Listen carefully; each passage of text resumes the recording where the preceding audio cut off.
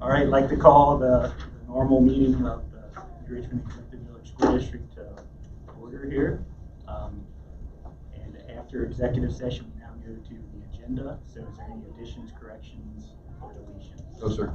Okay. All right, so with that, we need a motion.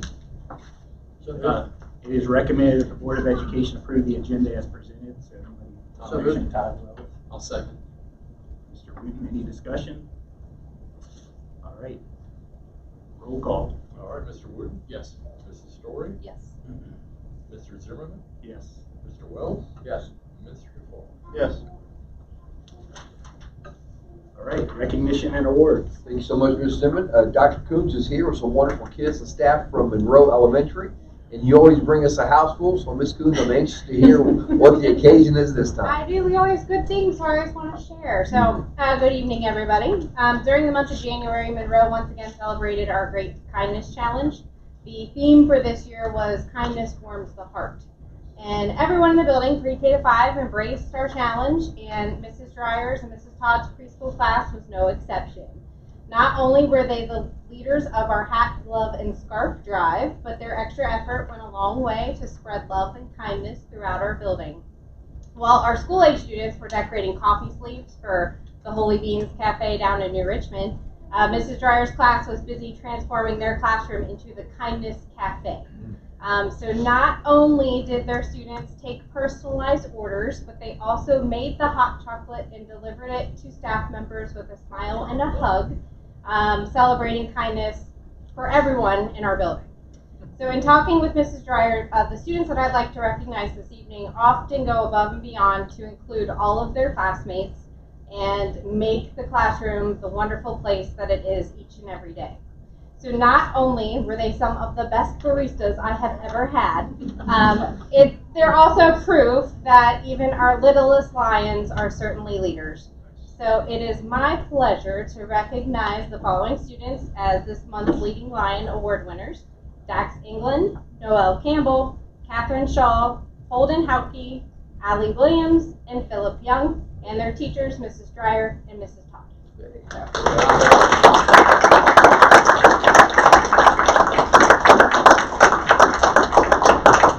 Appreciate that so much, Dr. Coombs. Would you care to come up and join us for a picture that we can post on our website, please? Come get a picture of me? Students and staff. Yeah. Nice. Nice.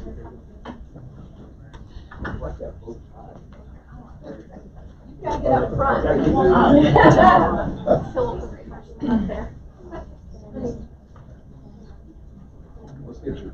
Dr. Coombs, you and your teachers and the kids all in front.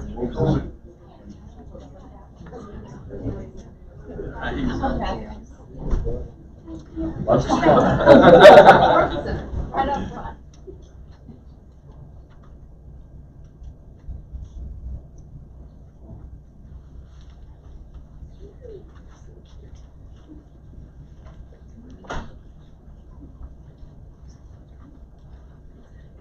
And we don't have to stay for the whole meeting, so let's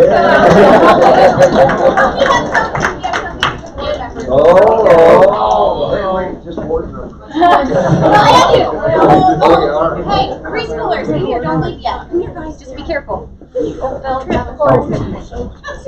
We could not bring you actual hot chocolate from the cafe, but we brought you the next best thing, a cup of chocolate. So, and some of their hard work. So, Wow. I'm just going to hand this to one of the people at the table. Philip. Philip, you. Philip, thank you so much. My goodness. Hey, Brian. Thank you so much. Wow. Oh, did you know there's candy in here? Yeah. You what?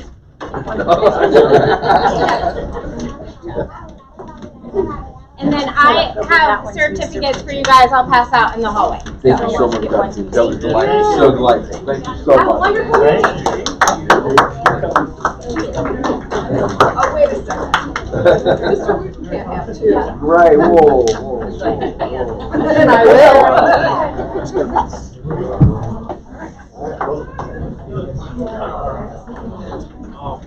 Nice.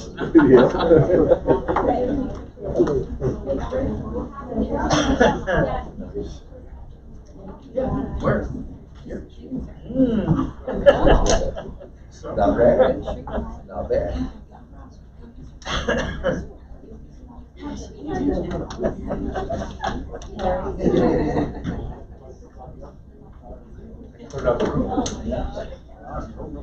I was gonna say. You moved to make that. Yes, like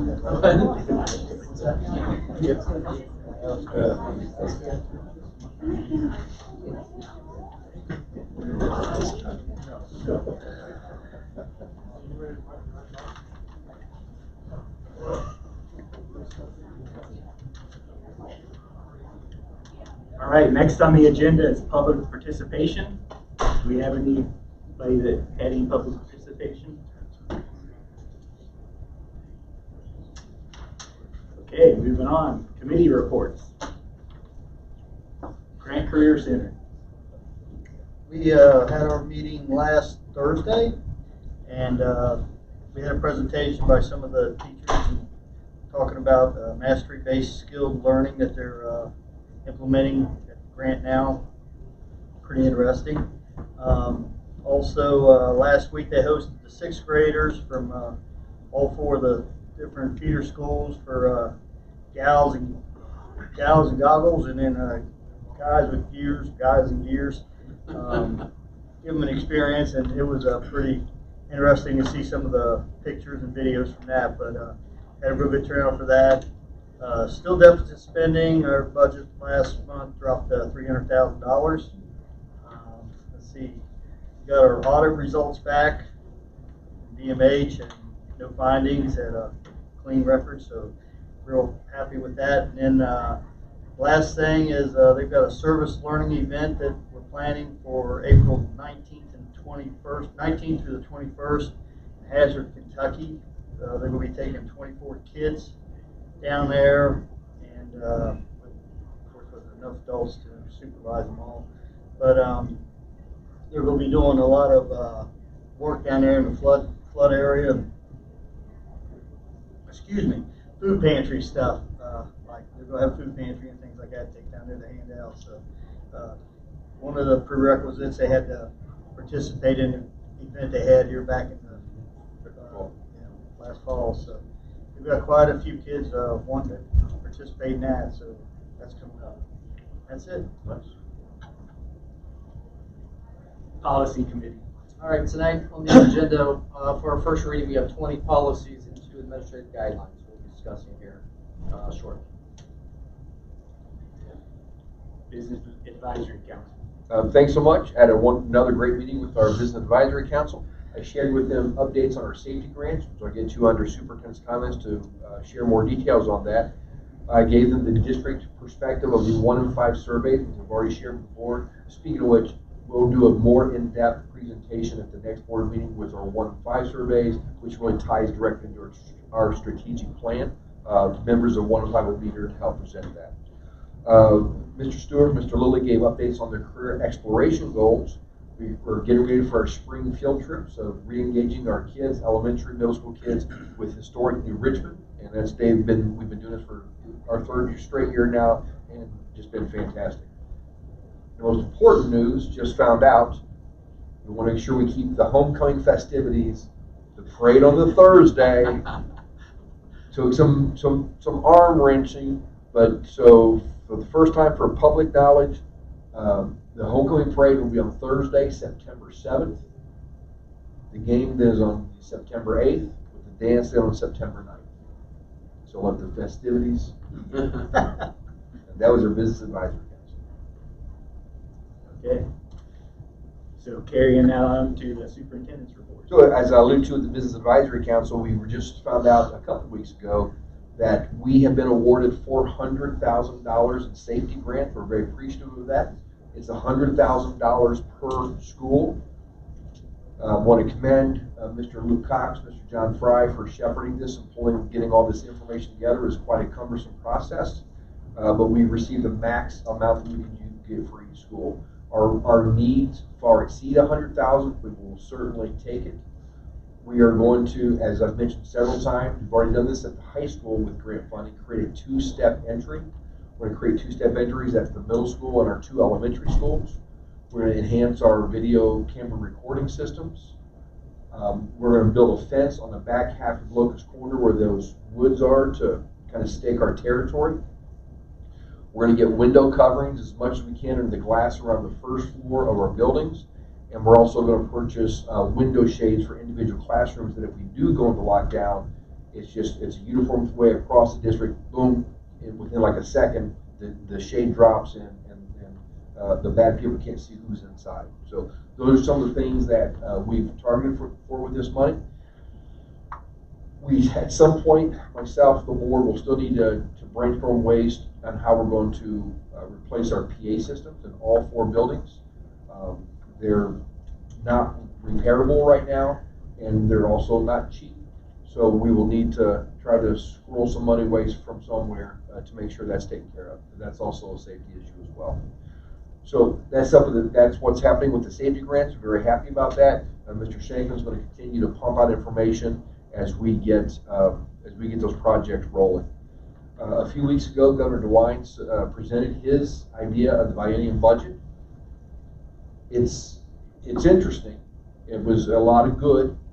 It needs to go to the House and to the Senate before it's finalized. So there's a lot of sausage making that's going to still have to take place, which has to take place by June 30th.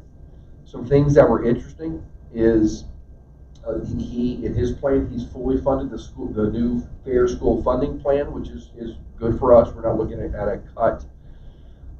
He had set aside $194 million for every school building to hire a school resource officer. There wasn't much substance to that comment, just there it is, $194 million, which was wonderful. I hope we do get some of those monies to continue to increase our security. I'm not sure if we have enough police officers and school resource officers in the state to put one in every building. But it's a good start, because I don't think there'll be any House or Senate members that'll be the first one to say, no, you know what, we should reduce school security, right? So it's kind of, we're in a good position, but how it looks in the end, we'll see. One more thing which we could see an infusion of monies for, which could be helpful, and again, for those watching, this is not final, it's just what he presented. Still needs to go to the House, still needs to go to the Senate to get to June 30th.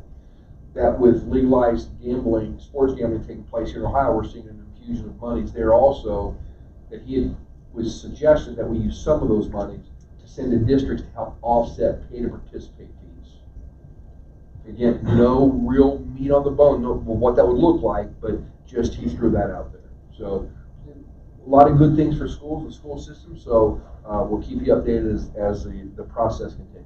But still no mention about any of the money in the coffers that's sitting there. I mean, the $10 billion?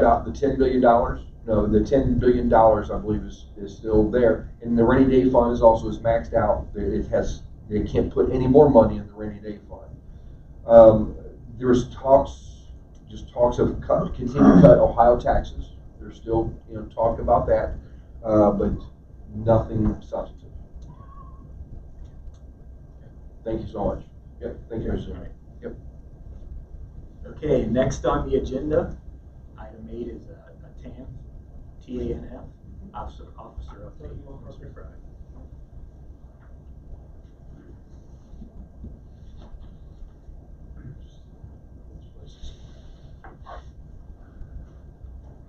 Thank you. Mr. Miller asked me to put together an update on our school resource coordinator position, which is new this year. This is a position that's funded by Clermont County and partially by the Board of Education. And we're pleased to have that. We started with the resource officer, and we believed that our approach was to tackle truancy and poor school attendance, because those are the leading causes to maladjustment, social dysfunction, and a child becoming at risk for dropping out, at risk for serious assault in adulthood, 5 times more likely to be involved in a property crime. Bad things happen when kids start missing school when they're young. They miss school, they miss education, they go down the wrong path. So we started with this with our focus on school attendance. In New Richmond, we really started, and it was at the principal's behest that they needed help with school attendance. And Officer Flam is here, and he started with our school buildings, okay? So he's working with our building staff, our building administrators, our building secretaries, because attendance is that first line of at-risk behavior. His job description includes that he will promote and increase parent and family involvement in all aspects of school programming, coordinate attendance, intervention, and social emotional student support, make and receive referrals from the community, identify, create, maintain, and facilitate access to resources for families. I've been meeting with Doug monthly at least, and oftentimes twice a month with updates and to make sure that he's got cooperation in the buildings and supported there. The first semester strategies were to learn our system and the system of attendance and truancy and habitual truancy and chronic absenteeism in Ohio. In our district, we consider it Tier 1, Tier 2, Tier 3 truancy. And Tier 1 is building level monitoring in accordance with the Ohio Missing Child Act. We follow that very closely, and the building secretaries are the point people working closely with Doug. They're running weekly threshold reports. A threshold report considers the number of hours that children are missing, and it's a cumulative report. So there are benchmarks along the way, and those students are the students that Doug begins to reach out in, which is in Tier 2 then, as Doug begins to make his contacts with parents. If we're not able to turn kids around with their school attendance, then it kicks into AIT and TIP absence intervention teams locally established in each building, and then truancy intervention plans are developed by those AITs. And now we're moving into Tier 3 in the second semester, and Tier 3 is perhaps the more challenging, and that's with those kids we haven't been able to turn around. At the midpoint of the year, we've improved attendance. Doug was successful in improving attendance across the buildings. He met with and targeted 33 kids in the high school, 29 in the middle school, 8 and 8 in the elementaries respectively. At the high school, of those 33 students, he had 162 contacts. Of the middle school, he had 155 contacts with those 29 students, 32 contacts with the 8 students at Monroe, and 51 contacts with the families and students at Locust Corner. A contact is a phone call, a student visit, a home visit, or any combination of all those. All in all, 78 students were involved in interventions in the first semester, 400 contacts, 400 interventions. Now, 70% of those 78 students are attending regularly. Of the remaining 30%, that's 23 students, 20 students are no longer enrolled in our district. One graduated, one's in a partial hospitalization program, 20 students went to a virtual program, a charter school away from us. Because when you turn up the heat, sometimes people just leave. Of the remaining, when you take those 23 kids out of our mix, there's 58 cases left. 55 of those, 95% of the kids, are attending school and are being consistently monitored. So in the first semester, comparing first semester this year to first semester last year, you've seen this before, we got a 3 to 4 to 5% increase in each building in school attendance, and we really want to celebrate that. Some of the interactions that he's had during the first semester that are just good information for you to have. It's not just being a truancy officer. It's not just rattling doors and saying you got to get your kiddo to school. He's worked directly with a homeless supervisor at our high school to connect a family with 4 New Richmond children, to access resources, to secure temporary housing, and they now have permanent housing in Batavia. They're not our students anymore, but they're also not living in a hotel or a car. So he was able to assist in that. He's assisted a single mom with 2 kids on food stamps, medical card, Medicaid, to get more food because they just simply didn't have enough to get month to month.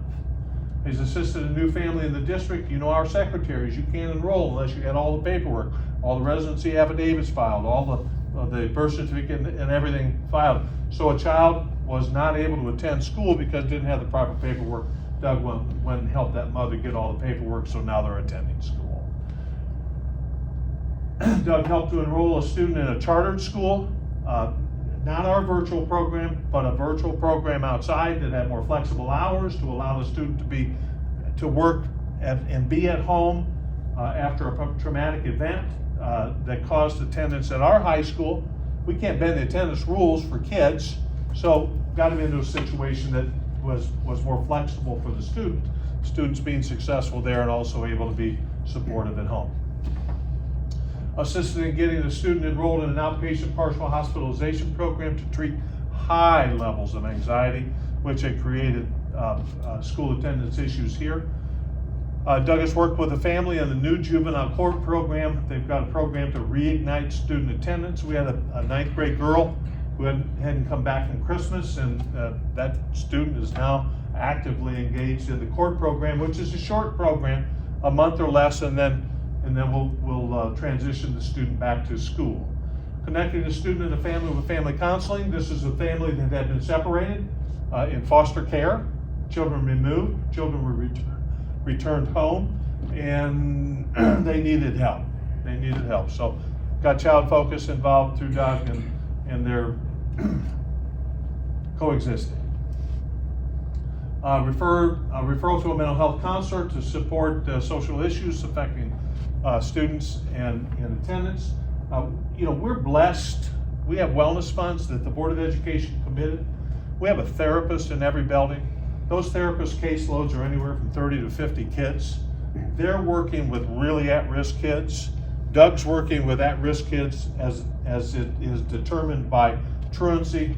They're now communicating together and sharing caseloads and working together to support all of our kids and their caseloads. Just recently, he helped the Monroe Elementary School connect with the Interparish Ministries Food Pantry because the Monroe Food Pantry was running out of food to help to replenish their cupboard.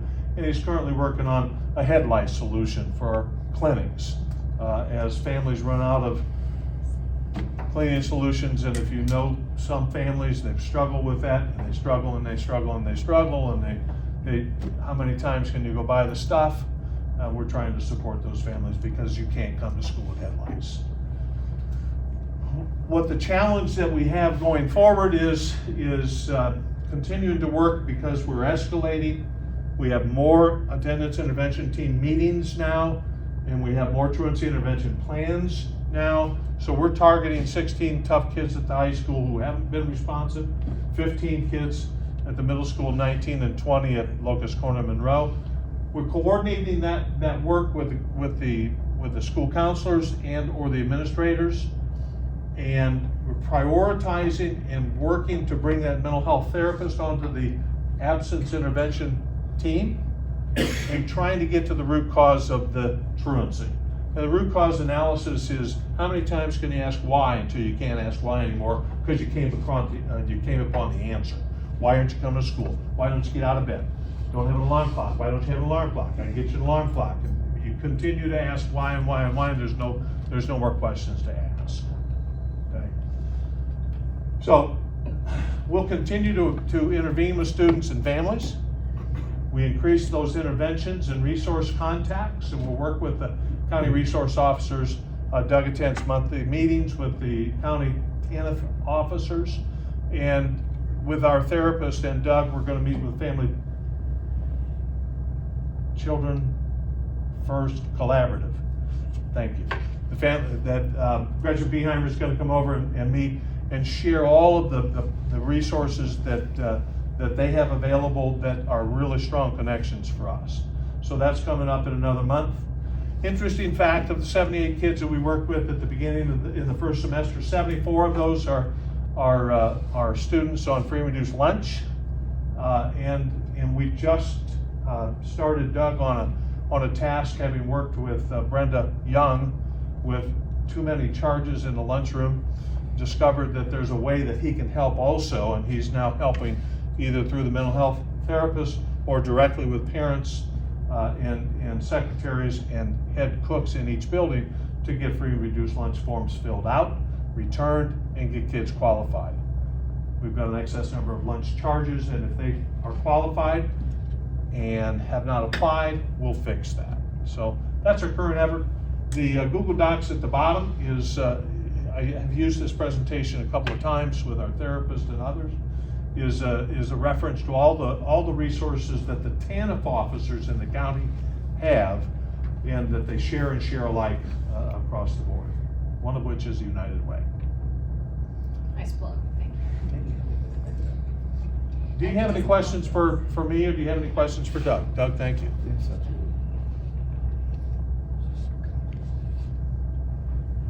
Tracy, I have a question. My other life outside, well, one of my other lives, kids that are expelled. I think we had some this year. What resources do we offer them when they, you know what I mean, when they're expelled? Obviously that's the worst case scenario. Worst case. You know, what do we do for those kids? Do we do anything that's readily available for these kids? You know what I mean? Yeah, so by policy, when we send the final disposition of the appeal hearing, if they are truly expelled, that means that they are being withdrawn for a period of time from our school system. We list a couple of the resources available that they can latch into.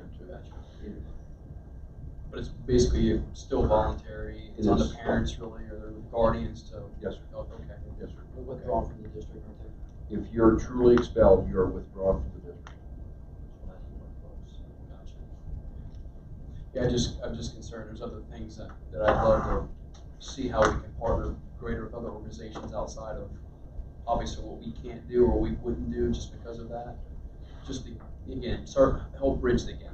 You know, I just met with one this past week. There was one of the students and just shocked me, and I'm like, "What have you been doing?" Nothing. And I'm like, "Wow." You know what I mean? So they're going to lose a whole year of school, which is, you know, Which makes them at risk. So Yeah, they'll return overage and behind your credits. Right. And one of those is an at risk. You put two of those things together, it's not good. Okay. It's significant. Awesome. Okay. It's a very relevant discussion as we talk about safety. These are the kids who are at highest risk, and I don't, you know, I applaud what I'm seeing in terms of outcomes. To me, contacts aren't outcomes. Outcomes are real stories with real families where you see progress made. And it's, you know, I know it's hard to meet with families and kids and not feel like you're, I can't remember what you said, apply additional pressure, but typically there's a reason for all of that that's going on. There's a why. So I applaud the true outcomes that I saw in the presentation about making real inroads for families. And you're right, the expelled kids are the very kids with little to no support that aren't necessarily going to engage, and they're going to end up being your kids who represent a safety risk to this district. So As this program grows in the second semester and then in future years if it continues, there'll be less work on the truancy side. We've established that. And there'll be more work on the mental health side. And there'll be stronger connections with families and stronger connections with resources. We're just learning. We started with attendance. And that's what the principals said they need help with. But we're growing this program. I believe that you'll see and hear more of those stories.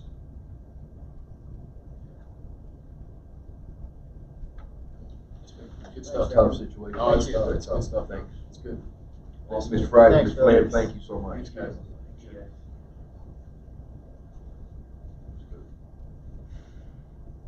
Tracy, it'd be interesting over the next however long this goes on to track, you know, just to see where this head, you know, where this is going to go from like this year, where we start trending. You know what I mean? Really, I'd love to trend this out for the next 5 years because everything I look at, again, outside of this life, I mean, it's it's real. It's pretty ugly. I just love to see like right where we are now. I mean, it's We have kids that are living their nightmares during the day. We certainly are. I know. I know. I know. I know. Thanks. All right, next item on the agenda is first reading of policy. Okay, so as I've done with these policies, there's 24 different documents on here. We'd be here until midnight if we covered these. There's really no need. I will talk about some of the high level of the more substantive ones.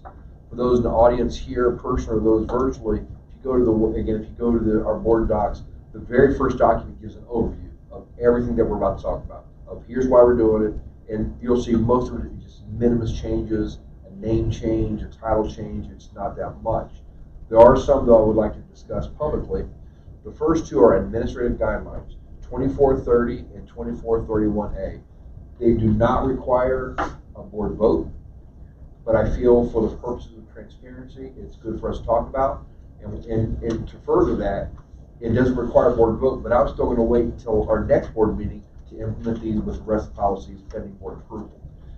We started an athletic council here last year, the superintendent's committee, and it's really done some great things for our kids, for our coaches, and for our buildings of life, our middle school and our high school. But I wanted to put a little bit more meat into it. What does it mean to have an athletic council? So these two administrative guidelines, the first one, 2430, not that we would ever necessarily do this, 2430 already exists except for paragraph C, which talks about if there was ever a desire to create a new sport, that here's the process that we go through. What we don't want is an AD or a principal just sticking their thumb in the air and saying, yeah, yay or nay. Let's be thoughtful and intentional in our processes. So that's Administrative Guideline 2430. Section C is the only new part. It talks about what to do if we would like to have a discussion on new sports. 2431A, and I wish I could have flipped these, it really talks about, it gets very granular in terms of what is an athletic council. It's now going to be a board committee. We have board representation, but Mrs. Story serves on that, but would be more than happy to open it up to another board member if that strikes your fancy. We meet in the mornings because I need the athletic directors there, so it's typically at 8 o'clock in the mornings. But this 2431A sets out the guidelines and the parameters for what it means to be on the athletic council, from the superintendent to the members to the principals to the ADs. It's very, very good. So this won't require any kind of a board vote. After our next reading, these are AGs, so we can make any changes that we need to. If you want, you got 2 months to look it over and change it. But just to show you the value of the athletic council, it's the communication. And I'm a big believer. Everybody shows up to work pretty much every day. Everyone wants to do a good job. But when there's an issue, a lot of times it's a communication issue. For example, we needed an ice machine here for middle school athletics. It was taken when this building closed down. We need one. We have kids competing here. Kids get injured. I didn't know. We got an ice machine for not much money at all. Our middle school needed some additional lockers for football. They just didn't have enough, and sometimes money would come up missing. Well, that's not fair to our kids. They're trying to do something for their school, and they're piling their belongings in the shower room in the basement down below. Easy enough. We got 40 lockers at a minimum cost, and it needed to happen. We've talked about this really in my time here. It'd be good. We have so many coaches that are lay coaches, and being in school, your training's different, your mindset's different. But a lay coach, you don't necessarily get all that. So why not create a coach's handbook to give to all of our coaches, say, hey, here's kind of how we expect things to be ran, and it's making sense. And I want to give credit to Mr. Kozlowski. It's been one of his professional goals this year. And he gave us the first draft last meeting, and it's pretty good. That'll be coming to you for approval sometime this spring, a coach's handbook. Those are just 3 things off the top of my head as the athletic council did. And I know there's a lot more on the agenda to get to, but I feel really good about this committee, and it's good things for our kids and good things for our staff members. The next area I want to highlight, there's 4 policies. Can I ask a question? Absolutely. Okay. Just because of the new sport, I think there's some public interest, and I think there's already been some expression of interest in adding. So can you clarify on number 2, the sport must have existed for 3 years as a non-district sponsored club sport, what that means? Yeah, so this would be in a district, for example, if, and we don't have to abide by that, but if there was a club lacrosse team in the community that existed for 2 years, that would qualify that to be considered for one of our athletic programs. So any of the youth feeder programs, I think a lot of people hear club and they Right. think club as in I have to audition, Yeah. pay, blah, blah, blah. Okay. Yeah. So any of our youth programs would count for that. Yes. And then just a note on J where it talks about the highest considerations given to those sports with the potential to generate revenue. Yes. We just encourage some thought there. I know historically there's been a lot of discussion about sports that generate revenue versus those that may not, that we would, because we've begun to look at cost per athlete, that we would at least want something that's cost neutral or not costing the district considerable as opposed to just revenue generating. Cost neutral would be fantastic, and I think that gives us some wiggle room there that in consideration will be given for. It's not the end all, Okay. but understood. Thank you. Ms. Story, can I ask, where was that? I didn't see that. That was the 24/30. Yeah, I'm sorry, 24/30 is the new sport. In the green? Yes. Thank you.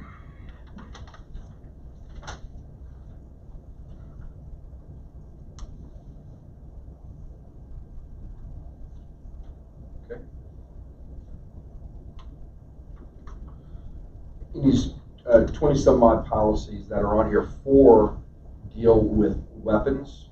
Policy 1617, 3217, 4217, and 7217. So all the 17s deal with weapons. For the purposes of this, and the language, the green is all the same in all 4 of those policies. For the purposes of this conversation, I'm just going to pull that up. I think I just pulled up 1617.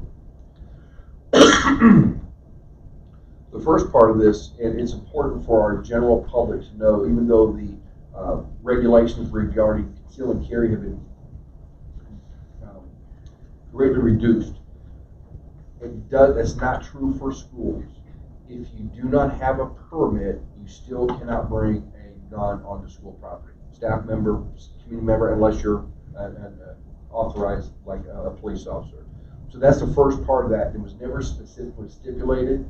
In Neola, our company, we worked with our policies, felt this was a good change to make sure that it's crystal clear. Out of the streets, doesn't matter. School, you can't bring it onto school property without a permit. And then the next part of this is the last part, section C, 1 and 2, talks about if we would like to authorize staff members to carry weapons on school property.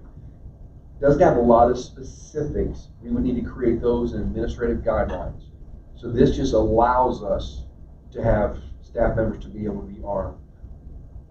If we decide to move down this route, we would need to create some administrative guidelines in terms of how many, who, how often the trainings. There would be a lot of things we would have to consider, psychological training, physical training, on and on and on. Where will the guns be placed? Is it with them? Is it in a lockbox? Whatever the case may be. Lots and lots of considerations. It has to be in administrative guidelines. And before I stop talking and throw it open to the board for your thoughts, is a change that it was Mr. Fry that brought it up when we talked about the policy meeting. In here stipulates that the district would pay for the trainings and so forth. We don't necessarily have to do. We would necessarily have to do that. Just saying, just because it's here doesn't mean we have to accept this lock, stock, and barrel. No pun intended. Somebody's listening, right? Okay, great. All right. So, having said that, it is first reading. Questions, comments, concerns, and last thing is I shared with all you some articles of staff members shared with us in terms of some of the problems of arming the staff in the building. So we've been on this for a long time. Throw the floor open. Yep, rightfully so. because it is a serious issue.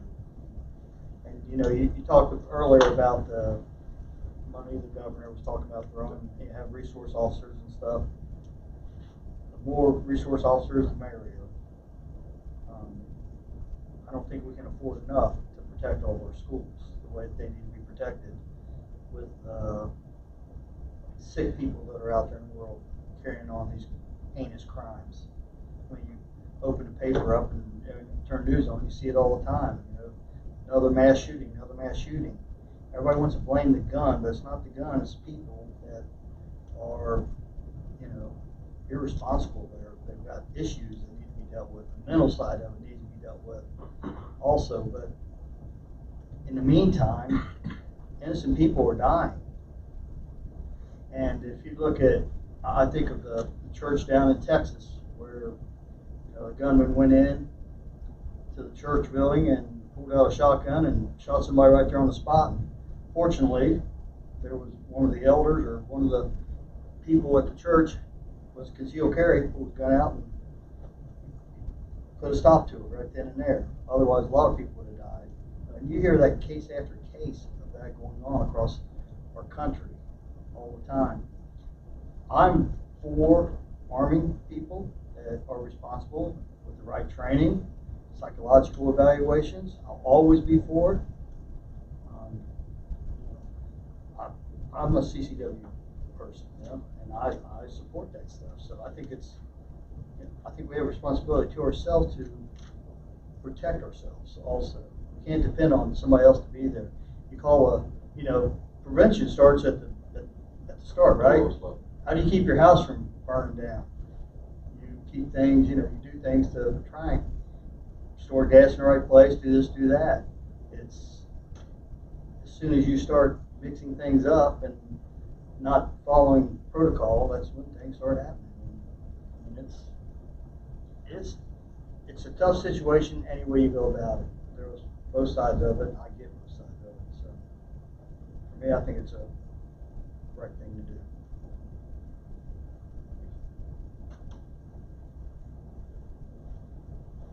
Anybody else like to weigh in? I have some thoughts. I mean, first of all, I appreciate the staff person who provided these resources. I think they're insightful. Obviously, you've got the National Association of School Psychologists and the National Association for School Resource Officers saying this is a bad idea. And, you know, as we were talking about earlier, I think it's important, and I said this at the last meeting, I'm not a gun owner, I don't oppose gun, I'm not for gun control, it's not coming from that space for me. To me, prevention is about the kids, and it's about ensuring that we have the resources in place. We acted with urgency when we saw a couple of kids self-harm. It's time to act with urgency around kids who have the potential to harm others. That's a little easy, but not as easy to read, I think.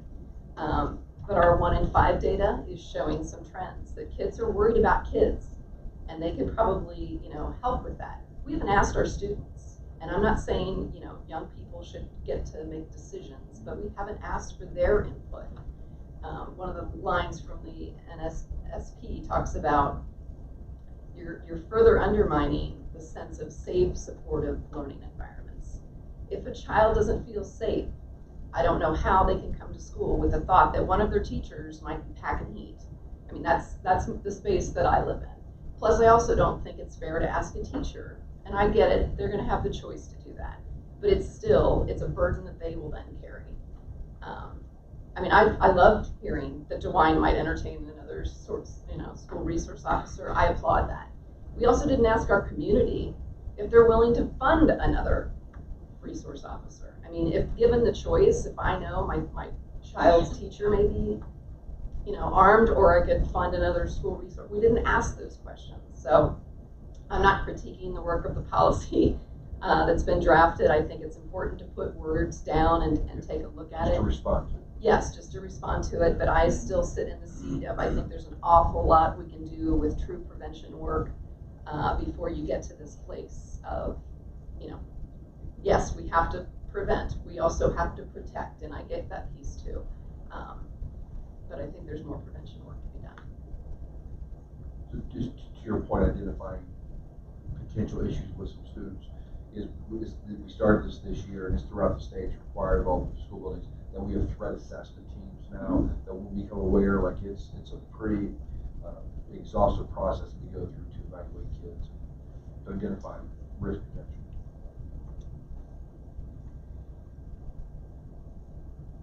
Anybody else? Rob, Todd, John, anybody?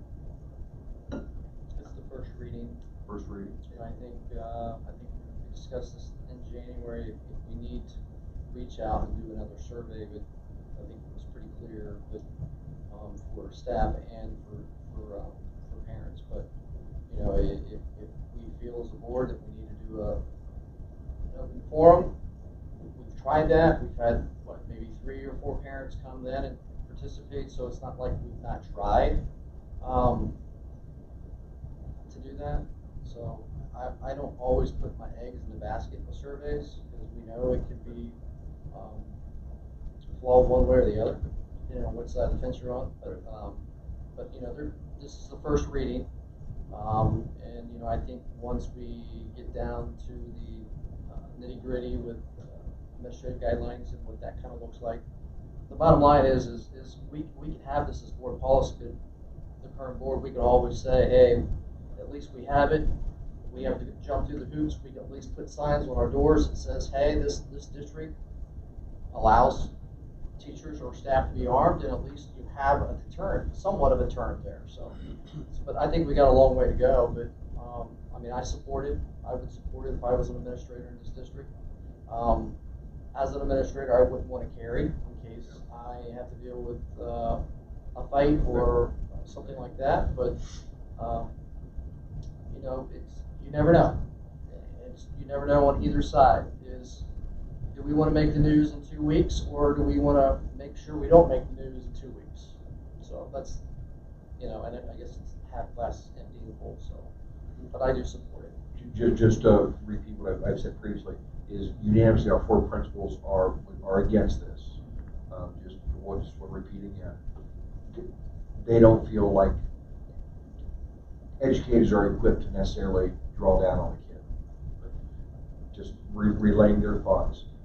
I thought it was interesting, the article from NASRO is a really good point. The police officers train regularly to shoot, and that's like any other skill. Your skills degrade if you don't practice, right, in terms of making sure that there's adequate time for people to practice, right, and accuracy.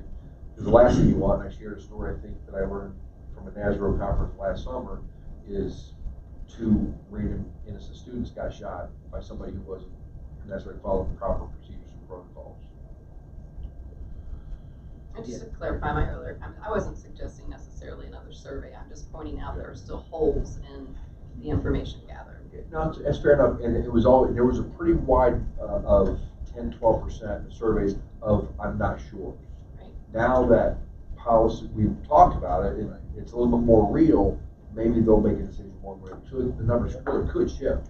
And I think we need to also look at it, if you remember when we sent that survey out, it was fresh in everybody's mind of what had just happened. So it can flip one way or the other, which is perfectly fine in this community. I mean, if it comes back and say now 60% parents or community is not for it, then we know. So that it's not bad. Anytime that's, again, surveys, you know, you survey after a hot topic, depending on what community you live in Cincinnati, Claremont County, Hamilton County, whatever, Brown County, it's going to be hot. But, you know, so it may be something that we don't have to, but it's just a suggestion to get the feel of the water here in the community still, to see if everybody still supports that or not. So it's not a bad idea, but. I don't want to play down the community, but I'm going to keep bringing up the fact that we are an employer. And so if we've got 4 administrators who, you know, in my other life, I'm an administrator. And so for an outside entity to come in and tell me, you know, a little bit about how to do my job, and the teachers, it was almost a half-half split, also saying, I don't support this. I think in terms of the survey, it was, you know, it was more eye-opening to me, other than the community, Sure, who may or may, you know, not be fully aware of what goes on in our buildings, fully aware of the safety measures that are in place, etc. I'm sorry. No, I don't no, know no. if you were gonna say something. Well, I would just say that I would say that people say that everybody in the community gets involved in everything anyways, in teaching and administration from what I hear. But also what it looks like what happened what's in this policy is it's cut and pasted right from the law, right? That's what they put there, so that gives us the option of doing it. And that's what we're voting on with this policy. And obviously the administrative guidelines would be detailed. The details. And all that.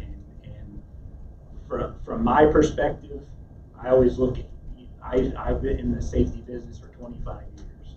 So I always look at all the protections we put into place to keep our workers safe, keep everybody safe, as layers of Swiss cheese. And we all know Swiss cheese has holes in it. If all those layers line up perfectly, you can shoot an arrow through it and all your safety measures are defeated like that. So what we're doing is putting another layer of protection in. The more we put in, the better our chances of keeping people safe. Think about COVID-19. How many layers of Swiss cheese did we have? A lot. Right? A lot. And how effective was it? People will argue all over the place. But the more you put in, but there's one that's, just like COVID. People stay home when they're sick. That solves everything. So it's all those layers. That's what safety is all about. And that's what we're looking at, and that's the perspective I have.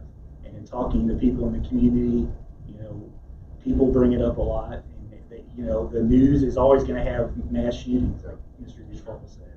And I mean, we can survey tomorrow, and there might not be any, but when it's fresh on your mind, there's different opinions.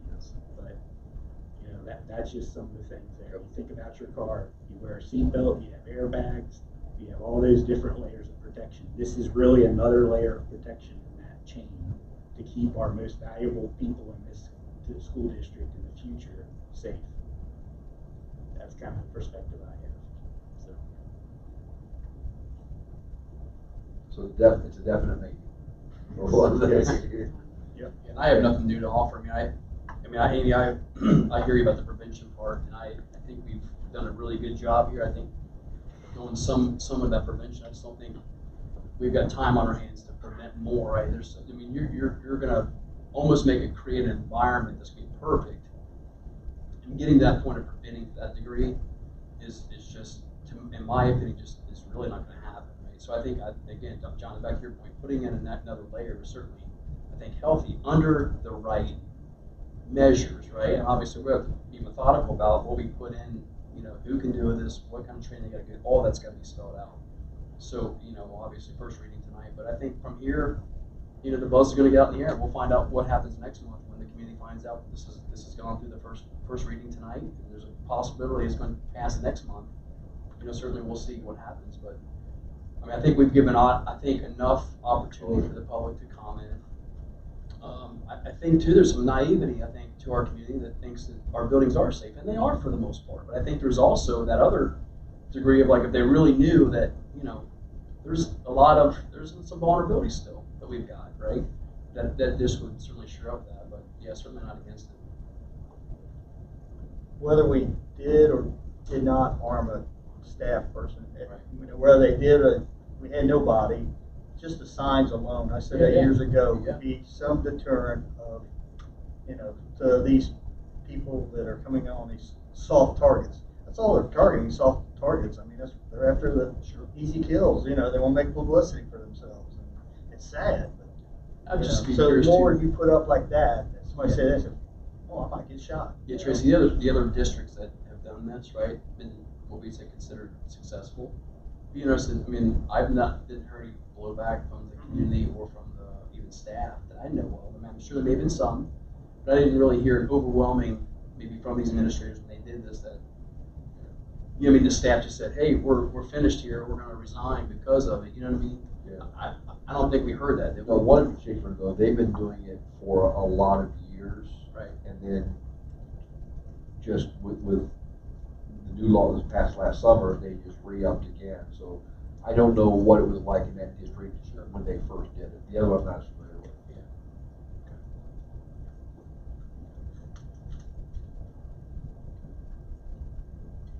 Properly vetted?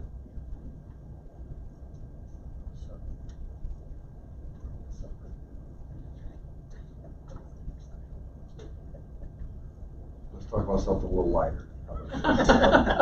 Man. Okay. The school calendar. It ties in nicely because we're going for a first reading tonight for our calendar for next year. The legislature would like things to return back to the way it was before COVID. And this is really a return to that. And it's policy 8210. It's very simple that you get 3 blizzard bag remote learning days. And then any other day that you're closed is a calamity day. So you get 3, and the other day is a calamity day. That's it. I think there was a thinking in Columbus that maybe some districts, not us, but you played a little fast and loose with remote learning days. So that's all that is. And just for everyone's awareness, so far we have used 2 calamity days this year and 1 remote learning day. With the weather turning the corner, I think we're going to get this rained out. Now it's gonna snow. As the blizzard breaks Those out. are this weekend. Matt, I believe you have one that you'd like to hit. Yeah, exempt employees, this is much lighter. We typically, when the classified contracts are approved, we typically line up and align the benefits with the exempt employees as well, just same type of benefits. This just got overlooked, had to do with when you earn an extra week or 2 of vacation after so many years of service, we're just lining those back up. I think the exempt was like a year behind. They negotiated classified last time, they moved it up a year between 2 and 3 weeks, that's all it is. Just a small change, just being consistent with fair pay as well.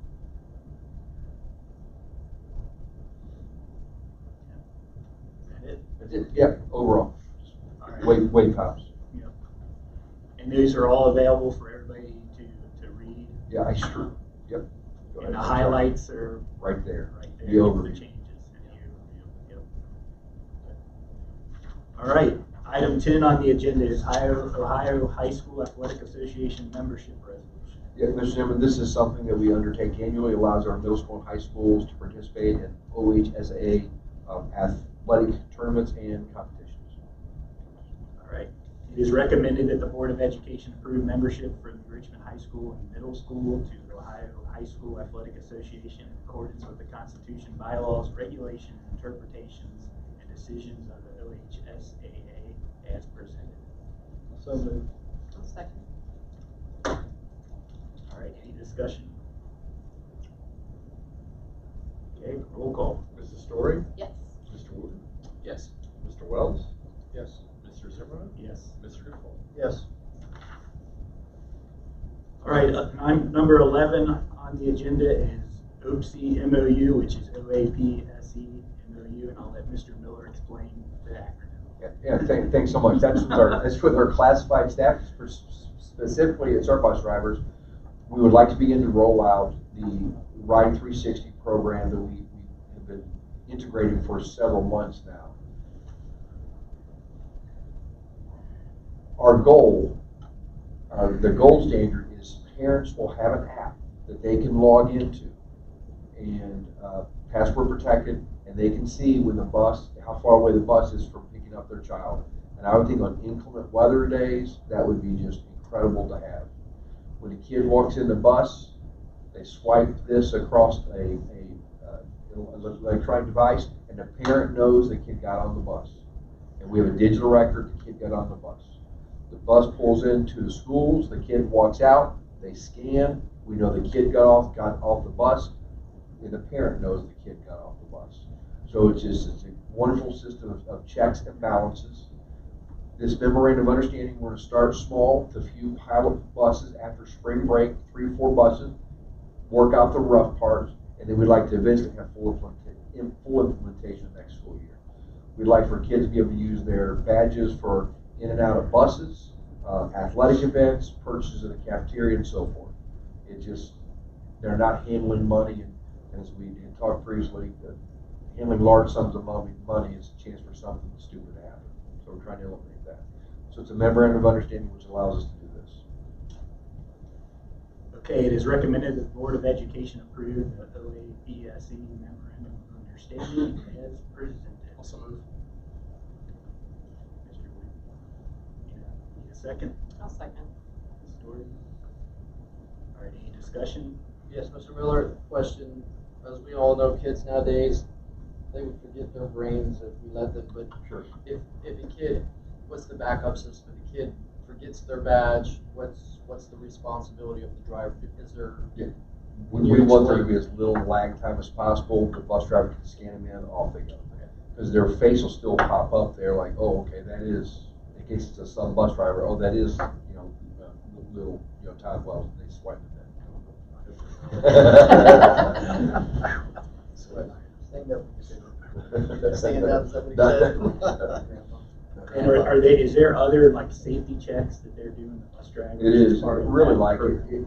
it gets us away from this dependence we have on paper and pencil.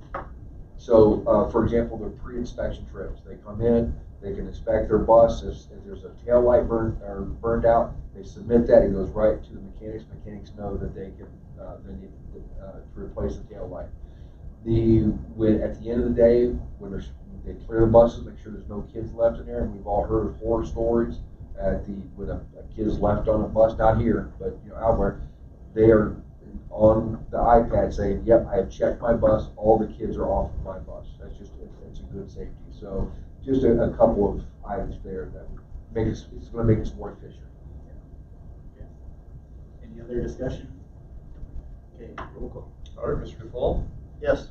Mr. Zimmer? Yes. Mr. Wood? Yes. Mr. Wells? Yes. Mrs. Story? Yes. All right. Item 12, human resource items. Thank you, Mr. Chairman. Just the consent items on the agenda. We've had some resignations. We have a classified employee to hire, a substitute classified employee to hire. We've had one change in the winter supplementals. We had a coach that had to leave mid-season for personal reasons, and the varsity coach, thanks to him, he picked up the slack on that and finished out the season for both those teams. For spring supplementals, again, if you've been following us for a while, if it's in red, it's new. So these are all of our new spring supplementals. And they all have the appropriate pupil activity permits. And again, the mentor stipends, of which are a flow through. And that concludes the HR consent items. Okay, it is recommended that the Board of Education approve items 12A through 12F. So moved. I'll second it. Any discussion? All right, roll call. Mr. Wells? Yes. Mrs. Story? Yes. Mr. Zimmerman? Yes. Mr. Duval? Yes. Mr. Wood? Yes. Okay, item 13, 23-24 school year calendar.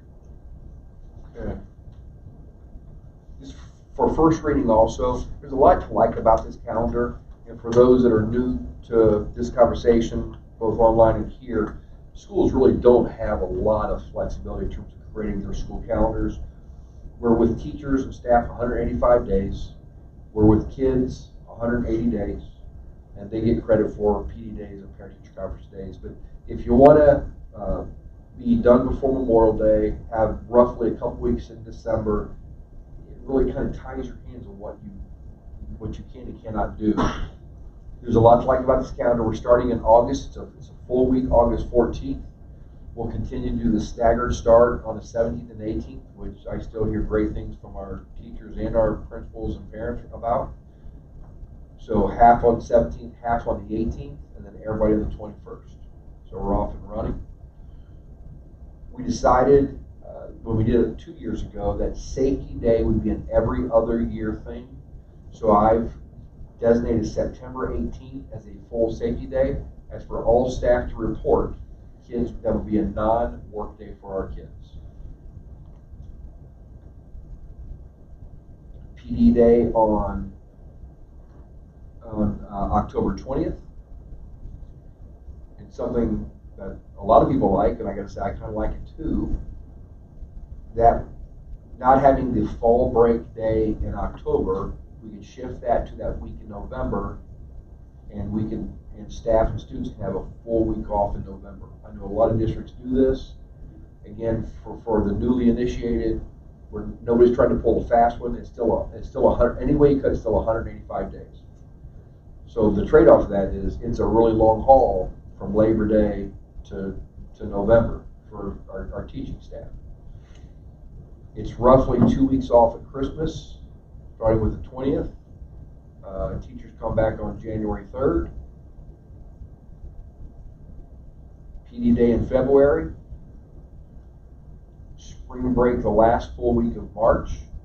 And again, just so you know, we try all the feeder districts of Grant Career Center, we all try to have our spring breaks the same week because it would be really upsetting for their curriculum instruction if everybody's going on spring break in different weeks. So we all agreed to do it on the last week of March. That's how we landed that. And then back to another long stretch. Then April to May is another long haul until Memorial Day. But we're finished on Memorial Day, and nobody has to come back for that extra work day on the day after Memorial Day. I am open to, this is a first splash, I'm open to feedback. It's first reading. We have a labor management meeting, I believe, next week sometime. We can talk about this more if there's anything we'd like to see changed. Questions, comments, concerns? First reading. That's all. All right. Okay, item 14, Treasurer's Report and Action Items. Thank you, Mr. Zimmerman. For item A, we have the minutes for our organizational meeting, January 3rd, minutes for the Facilities Committee meeting. That's item B, and minutes for the regular meeting for January is item C. Financial reports, Mr. Miller, can you come up with the board report for January? We are, just two highlights I think I'd throw out here. We are 58% through the year, and we spent about 54% of our expenditures we expected to, so we're a little under that, which is good. That's a good barometer to see where we are. The other thing I would highlight there is we got the second half of our casino monies. We received $132,000, and that's all we will receive this year. Just to give you perspective, we have about a $26 million budget and $132,000 casino money. So if anybody ever asks, get the money from the school district receives. Not a whole lot. We'll take it. We appreciate it, but it's not much. Item E is a couple donations, which we always appreciate. Item F is a disposal. I believe we have one item, which is a nail gun in the high school. I assume it's from the shot class, at least I hope so. Item G is confirming purchase orders. We have two of these. One was for Medicare audit health services, and the other was for Lycos oil for diesel fuel, which is still astronomically high. So we're still overspending what we targeted for this year on diesel fuel. That's the reason for those two confirming purchase orders. Item H is the county auditor's office resolution that every district does, and that just accepts your current rates for your levies that you have combined. Nothing really changed there. We just acknowledge that these are the rates we expect to be paid for our taxpayers coming to a school system. This is more of acknowledgement of the Board of Education. That's all I have for the truth. Okay. It is recommended that the Board of Education approve items 14A through 14H. Second. All right, discussion. Roll call. Mr. Wells? Yes. Mrs. Story? Yes. Mr. Wood? Yes. Mr. Zimmerman? Yes. Mr. Defoe? Yes. All right, academic report. Our first item, or our only item listed, is the high school curriculum guide that we approved at our last board meeting in January. And since that approval, there has been a change. So I need to share that with you and then see if we can reapprove. On page 45 of that guide, it lists and describes the courses offered at Grant Career Center. And Grant Career Center is no longer offering auto collision. So that offering has been removed from that list. And so we'd like to accept that change and approve that curriculum guide for the high school. Okay, it is recommended that the revised registration handbook as presented for Richmond High School be approved. Also move. I'll second. Discussion. Are they replacing that program with anything? No. That's my question. Roll call. Mr. Defoe? Yes. Mrs. Story? Yes. Mr.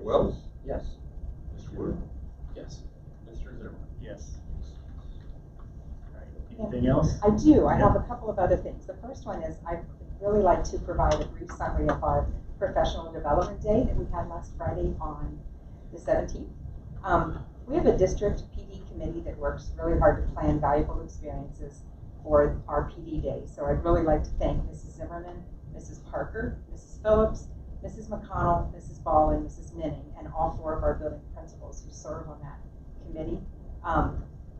It's not an easy thing to plan a PD day district-wide for every teacher in preschool through 12th grade and every subject area. And they try really hard to provide something valuable for all of the staff. And then our Forward Edge Tech coaches, Tori Malott and Jordan Petrie, also helped us with that, and they do a lot of work to help us with our PD days.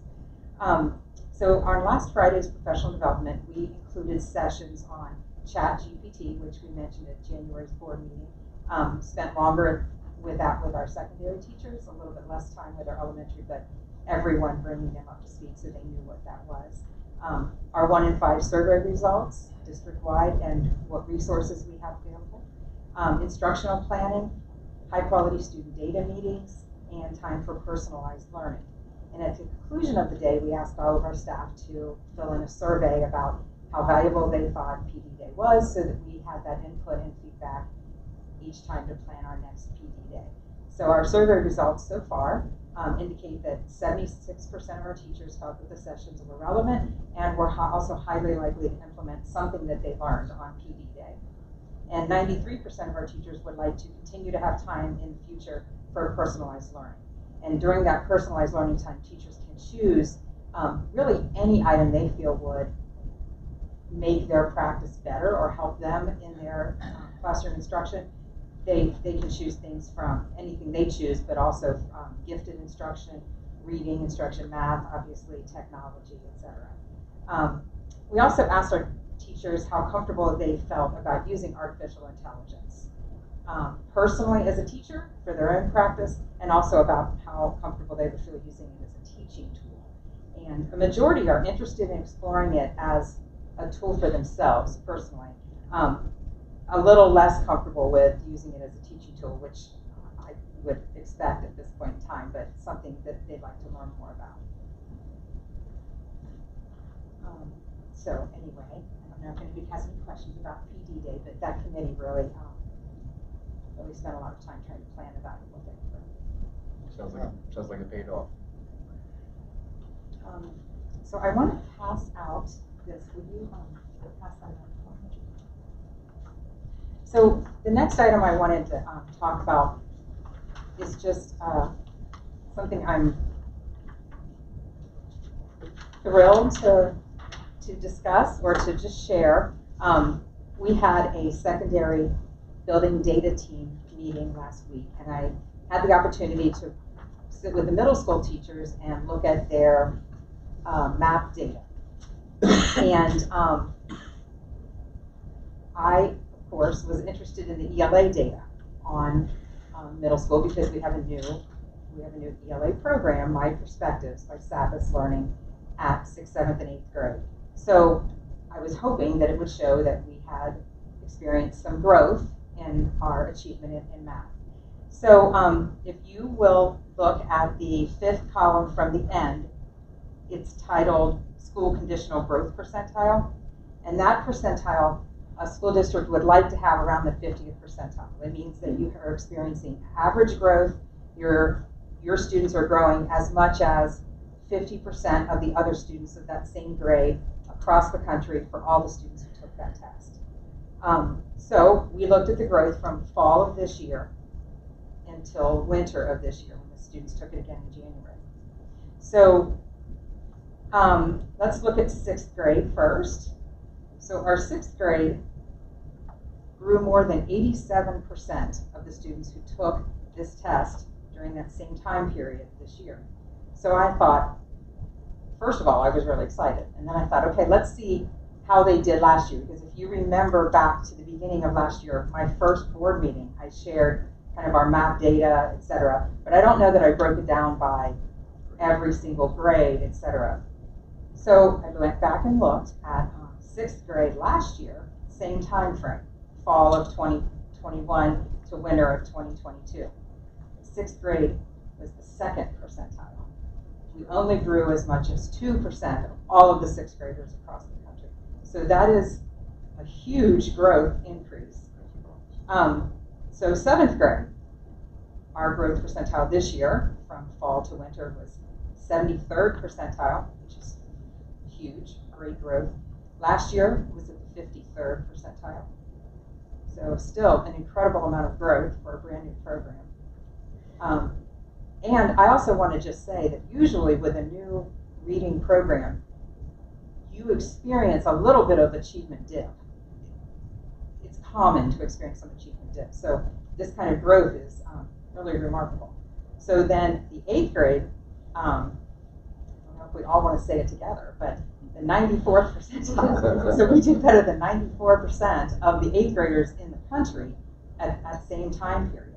And last year, we were at the first percentile. Whoa. We had only done as well as 1% of the eighth graders in the country. So I think that not only did we choose a really quality program and we're getting our money sort out of the program, but it doesn't matter how great the curriculum is if the teachers can't implement it or are not great instructional educators. And so our teachers have worked really hard to implement this program.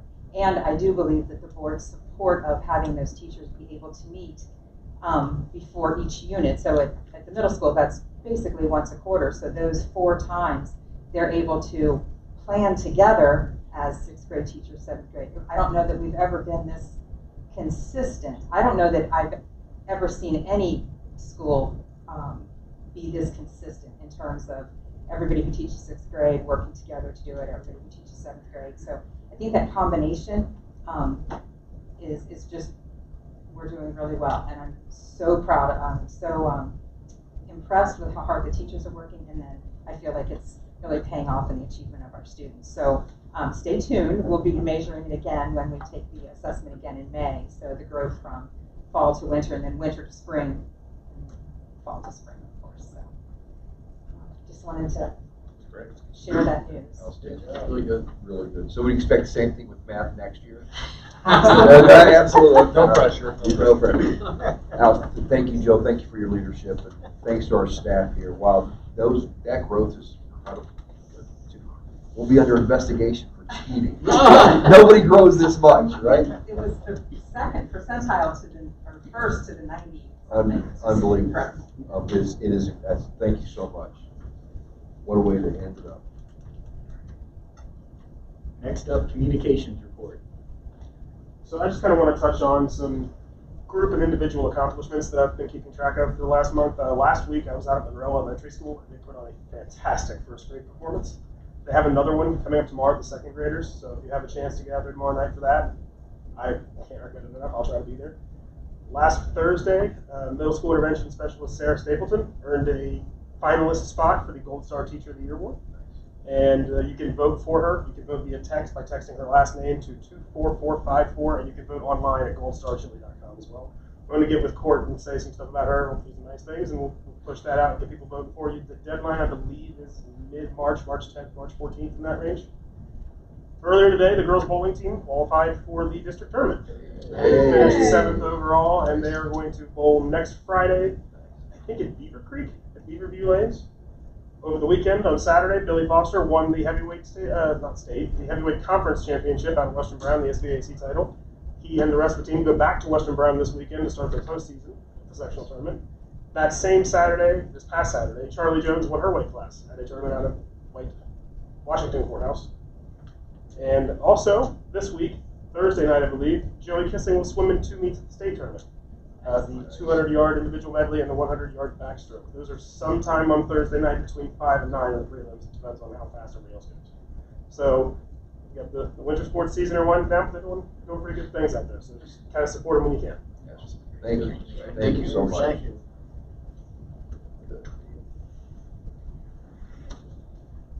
All right. Last on the agenda is adjournment. So moved. Second. Questions? I don't think there's any questions.